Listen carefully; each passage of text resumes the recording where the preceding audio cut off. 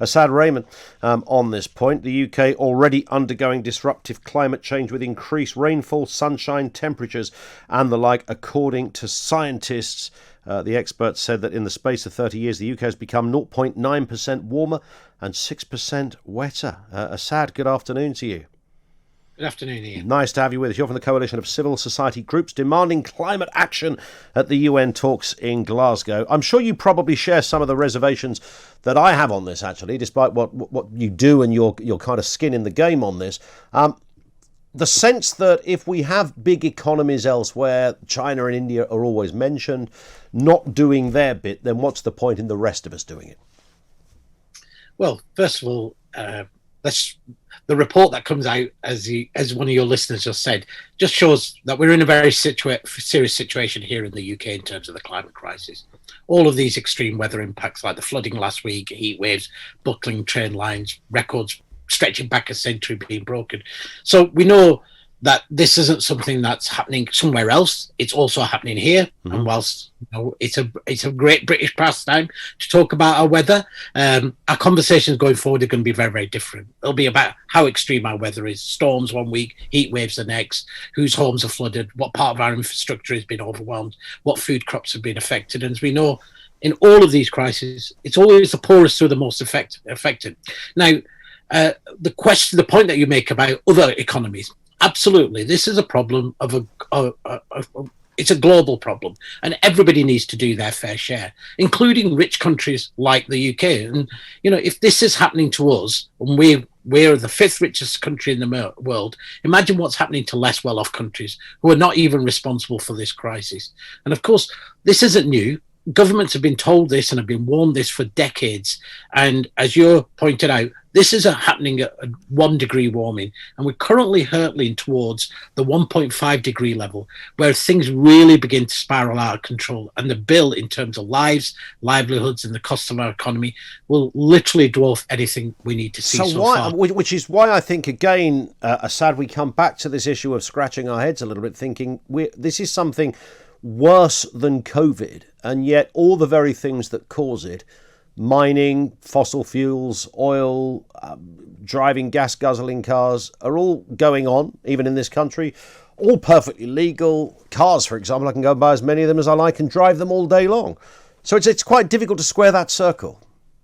Absolutely. And people will rightly ask, if we're in a climate emergency, why aren't our governments acting accordingly?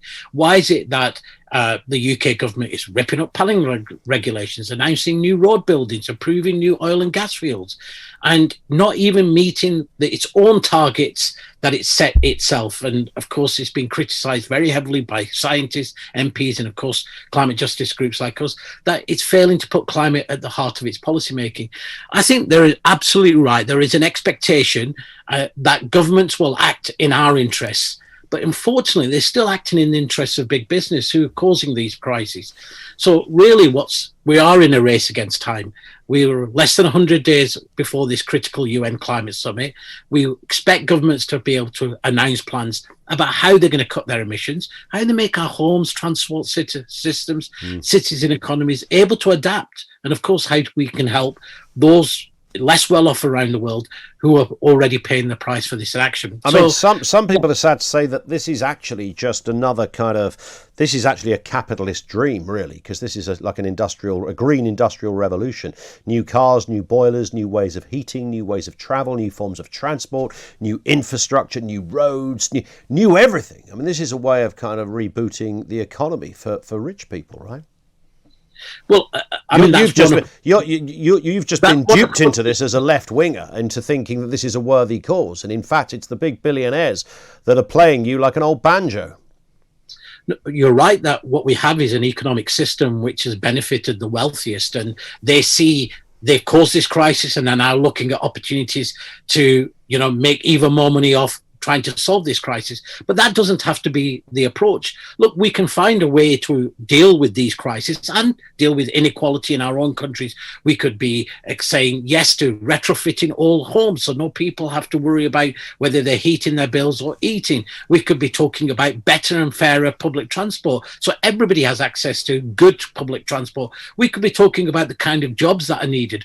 Really, the solutions to the climate crisis, if they're done properly, are going to be better for absolutely everybody. Yes, there is a danger that the very people who are making these decisions, who've got the ear of our governments, are the very people who've led us to this crisis and see their solutions, which I would argue, of course, will just tip us over the edge even further. So this shouldn't be an opportunity to create more damage to the world, to create more inequality and more injustice. But even if we did everything that you would ask, if countries like China or India, I know it's obvious to always go back to those places, but China in particular, then if they don't do anything, then the whole thing's wasted anyway. I mean, climate change, I would imagine, doesn't discriminate between countries.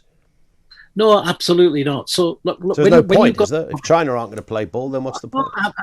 No, absolutely, there is a point. But look, when you deal with a problem which is a global problem, one of the ways to deal with it, of course, is everybody does their fair share. If I do my fair share, I'm going to convince you to do your fair share. The problem is that the richest countries, the UK, European Union, US, who've done way more to cause this crisis than China and India have, we still emit more emissions than an average Chinese citizen. We still consume way more of the world's resources than they do. If we're not doing our fair share, then of course other countries are going to say, well, if they're not going to do it, why should we do it? Okay. Now, we are wealthy. We are a rich country. We can show the way. So first and foremost, the UK government needs to put its own house in order. If it's not putting its own house in order, if it's saying, yes, we're going to have more oil and gas exploration, yes, we're going to ignore climate, then what signal does that send to the rest of the world? The UK can't be in has no moral position to be able to point the finger at anybody else in the world and say,